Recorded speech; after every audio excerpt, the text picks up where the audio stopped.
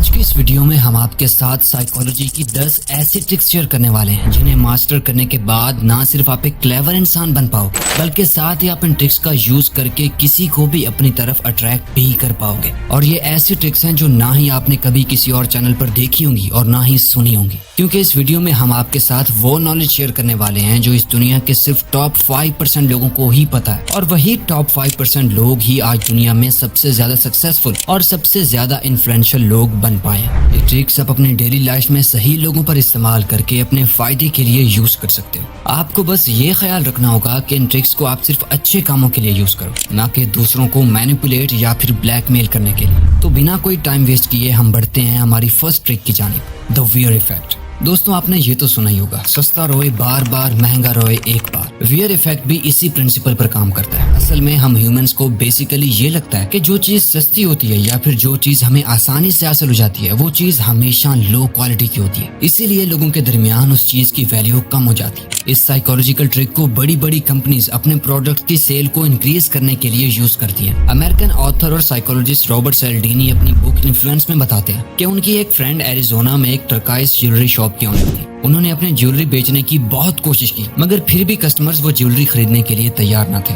इसके लिए उन्होंने शॉप के बाहर भी कुछ ज्वेलरीज रख दी ताकि कस्टमर्स उनसे अट्रैक्ट होकर उन्हें खरीद ले, लेकिन फिर भी उन सबका कोई फायदा नहीं हुआ। आखिरकार एक रात घर जाने से पहले उन्होंने अपने एक एम्प्लॉय को कहा कि वो उन सारी ज्वेलरीज की प्राइस को आधा कर दे, जिससे उन्हें लॉस तो होगा लेकिन ये ज्वेलरीज बिक जाएंगी। कुछ दिनों के बाद जब वो अपनी शॉप पर वापस आई तो देखा कि उनकी शॉप में एक भी ज्वेलरी आइटम अवेलेबल नहीं था। सारे के सारे सोल्ड आउट हो चुके थे और वो भी प्रॉफिट के साथ। असल में हुआ ये था कि उनकी एम्प्लॉय ने प्राइस को आधा करने की बजाय डबल कर दिया, जिससे लोगों को ये लगने लगा कि अगर ये ज्वेलरी महंगी है तो इसका मतलब है कि ये जरूर वैल्यूएबल और प्रीशियस होगी। और यही सोचकर सब लोग धड़ाधड़ वो ज्वेलरी खरीदने लगे। इसीलिए लोगों के दरमियान अपनी वैल्यू बढ़ाने के लिए आपको इस ट्रिक का यूज करना है। जिन लोगों को आप अपनी तरफ अट्रैक्ट करना चाहते हो उनसे थोड़ा दूर हो जाओ। उन्हें ये फील करवाओ कि आप अपने टाइम की कदर करते हो और आप एक बिजी इंसान हो। इससे उनकी स्कैरसिटी बढ़ जाएगी और वो आपको ज्यादा वैल्यू देने लगेंगे। Second, the planning fallacy. इस साइकोलॉजिकल ट्रिक के अकॉर्डिंग हम ह्यूमंस की ये बेसिक नेचर है कि हम अपनी एबिलिटीज को ओवर एस्टिमेट करने की कोशिश करते हैं। यानी अगर किसी काम को करने में हमें 2 दिन लगेंगे तो हम ओवर कॉन्फिडेंट होकर ये कह देते हैं कि इस काम को तो मैं 1 ही दिन में कंप्लीट कर लूंगा, लेकिन फिर उसी काम को करने में हमने जितना सोचा होता है उससे कहीं ज्यादा टाइम लग जाता है। तो नेक्स्ट टाइम जब भी आप कोई प्लानिंग करने बैठो तो आप रियलिस्टिकली और प्रैक्टिकली सोचो, ताकि उस काम को आप उस वक्त पर खत्म कर पाओ जिस पर आपने सोचा हुआ है। वरना अगर आप कुछ ज्यादा बढ़ा चढ़ा के प्लान करोगे तो उसमें फेल हो जाओगे, या फिर किसी को कोई कमिटमेंट करोगे तो उसमें भी फेल हो जाओगे।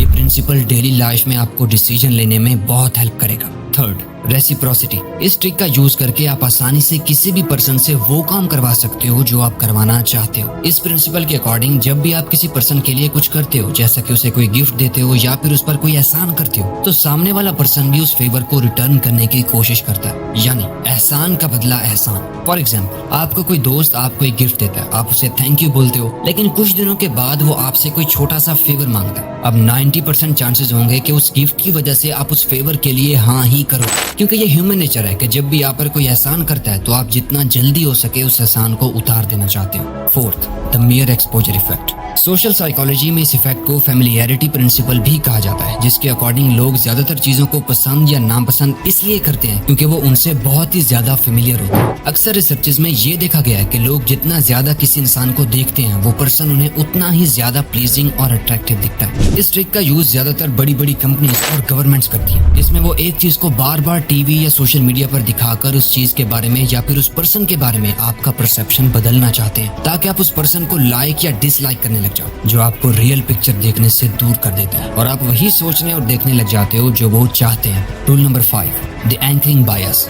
साइकोलॉजी के इस प्रिंसिपल के अकॉर्डिंग हम जब भी कोई डिसीजन ले रहे होते हैं या फिर किसी चीज के बारे में कोई एस्टिमेट लगा रहे होते हैं, तो उस टॉपिक के बारे में जो इन्फॉर्मेशन हमें पहले दी जाती है हम सबसे ज्यादा उसी पर डिपेंडेंट होते हैं, यानी उस इन्फॉर्मेशन के पहले टुकड़े पर ही हम सबसे ज्यादा रिलाई कर रहे होते हैं। फॉर एग्जाम्पल, आप अपने लिए कोई न्यू कार खरीदने चाहते हो तो सेल्समैन सबसे पहले आपको एक ऐसी कार दिखाता है जिसकी प्राइस बाकी गाड़ियों से बहुत ज्यादा होती है, तो आगे वो आपको जो जो कार दिखाएगा उन सब की प्राइस आपको कम लगेगी, क्योंकि उस पहली कार की प्राइस अभी तक आपके माइंड में चल रही होगी। इससे होगा ये कि आप उस पहली कार की प्राइस से और गाड़ियों की कीमत को कंपेयर करोगे और आपको ये लगेगा कि ये कार उस कार से ज्यादा अच्छी और अफोर्डेबल है। Sixth, the contrast principle. Imagine करो कि आप एक मॉल में शॉपिंग के लिए जाते हो और वहाँ आपको दो सूट पसंद आते हैं जो दोनों एक साथ प्लेस किए गए। एक की प्राइस 10,000 और दूसरे की प्राइस 6,000 है। दोनों का कलर सेम है, क्वालिटी सेम है, लेकिन ब्रांड का फर्क है। अब आप उस सूट को खरीदना ज्यादा प्रेफर करोगे जिसकी प्राइस कम होगी, क्योंकि पहले आपकी नजर हाई प्राइस वाले सूट पर पड़ेगी, जिसकी वजह से उसके कंट्रास्ट में आपको वो सूट ज्यादा पसंद आएगा जिसकी प्राइस कम होगी। अब यहाँ उस सेल्समैन ने कंट्रास्ट इफेक्ट का यूज किया। जो मिडिल क्लास होगा वो प्राइस को देखेगा और जो थोड़ा अमीर होगा वो ब्रांड को देखेगा। इस कंट्रास्ट इफेक्ट का यूज एप्पल जैसी बड़ी बड़ी कंपनीज करती है, जैसे कि iPhone, iPhone mini, iPhone pro और आईफोन प्रो मैक्स का यूज किया जाता है कस्टमर्स के साथ साइकोलॉजिकली खेलने के लिए। इस साइकोलॉजिकल हैक से बच के रहो, इससे आप लॉन्ग टर्म में अपने लाखों रुपए बचा लोगे, क्योंकि ज्यादातर मार्केटिंग और एडवर्टाइजमेंट में लोग इसका यूज करके आपको फोर्स कर रहे होते हैं उनकी चीजों को खरीदने के लिए।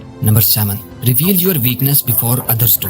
एक साइकोलॉजिस्ट ने एक रिसर्च की थी जिसमें उन्होंने ऑब्जर्व किया था कि कोर्ट में जब लॉयर्स अपने केस लड़ने से पहले ही अपने उस केस की वीकनेस उस जज को बता देते हैं जिसके सामने उस केस को रखा गया है, तो मैक्सिमम केसेस में जज उनके फेवर में ही डिसीजन देते हैं। ऐसा इसलिए होता है कि इससे पहले कि ऑपोजिशन पार्टी का लॉयर जज को उनकी कमियां बताए, वो खुद ही जज को अपने केस की कमियां बता देते थे, जिसकी वजह से जब दूसरी पार्टी का लॉयर उनकी कमियां जज को बताता था तो जज को उसका उतना ज्यादा इम्पैक्ट नहीं पड़ता था। फॉर एग्जाम्पल, अगर आप अपनी कोई यूज्ड कार बेच रहे हो तो अगर आप बायर के फाउंड आउट करने से पहले ही आप उस कार की कमियां उसे बता देते हो तो सामने वाले को लगेगा कि आप एक अच्छे और ईमानदार इंसान हो और इसीलिए आपकी कार के बिकने के चांसेस भी इंक्रीज हो जाएंगे। Rule number 8, the spotlight effect. Spotlight effect में लोगों को ये लगता है कि सिर्फ वही ही कहानी के मेन कैरेक्टर है, यानी सब लोगों का ध्यान सिर्फ उन्हीं की तरफ है, सब लोग उन्हें देख रहे हैं, उन्हें ऑब्जर्व कर रहे हैं कि उन्होंने क्या पहना है, कैसे दिख रहे हैं, एक्सेट्रा एक्सेट्रा। लेकिन असल में किसी को कोई फर्क नहीं पड़ता कि आप क्या कर रहे हो, कैसे दिख रहे हो और आपने क्या पहना है। ये आपके लिए ही मुश्किल खड़ी करता है। आप ये सोचते हो कि अगर मैंने कोई गलती कर दी तो सामने वाला मुझे जज करेगा। आप खुद ये सोच सोच के अपनी सेल्फ स्टीम लो कर रहे होते हो। फॉर एग्जाम्पल, इमेजिन करो कि आप एक दिन अपने मामूल से हटकर कोई कपड़े पहन के बाहर जाते हो। आप तो अपने दिमाग में ये सोच रहे होंगे कि मैं बुरा लग रहा हूँ, पता नहीं लोग मेरे बारे में क्या सोचेंगे। लेकिन एक रिसर्च के अकॉर्डिंग रियलिटी में सिर्फ 25% लोग ही ये नोटिस करते हैं कि आपने क्या पहना, और वो भी वो लोग जो आपके साथ सबसे ज्यादा क्लोज होते हैं, जैसे कि आपकी फैमिली या फ्रेंड्स। इसीलिए इस गलतफहमी से दूर निकलो कि सब आपको नोटिस कर रहे हैं। 9th, the sunk cost fallacy. आपने अक्सर लोगों के बारे में सुना होगा कि किसी का एक वक्त में बहुत अच्छा खासा बिजनेस चल रहा था, लेकिन उस बिजनेस को चलाने के लिए वो और कर्ज पे कर्ज लेते गए और आगे चल के उन्हें वो बिजनेस तो बंद करना ही पड़ा, लेकिन साथ ही उन पर और ज्यादा कर्ज भी हो गया, क्योंकि वो सोच रहे थे कि इतना पैसा तो लग ही गया है, शायद और पैसा लगाऊंगा तो अब मेरा पहले का लॉस भी रिकवर हो जाए। और क्योंकि उन्होंने उस बिजनेस में इतना ज्यादा टाइम और हार्ड वर्क लगाया था, इसलिए उन्हें पता ही नहीं चलता कि अब उनका बिजनेस फेल होने लगा है। यही संक कॉस्ट फैलेसी है। अपने एक लॉस को रिकवर करने के लिए हम और लॉस करते जाते हैं, जो कि कई बार हमारे लिए बहुत डेंजरस साबित होता है। फॉर एग्जाम्पल, आप एक टॉक्सिक रिलेशनशिप में हो, आपका पार्टनर आपको बार बार हर्ट करता है और बाद में आकर सॉरी बोल देता है। आपके दोस्त आपको कहते हैं कि बस कर दे यार, ये रिलेशनशिप तेरे लिए सही नहीं है, और आप कहते हो नहीं यार, इतना टाइम और एनर्जी लगा दिए, अब इसे एंड करना कोई सोल्यूशन नहीं है। यही संक कॉस्ट फैलेसी सबसे ज्यादा डेंजरस तब होती है जब आप अपना टाइम, पैसा और एनर्जी इन्वेस्ट कर देते हो, और ये जितना ज्यादा होता है उस फैलेसी में फंसने के चांसेस भी उतने ही ज्यादा होते हैं। Last but not the least,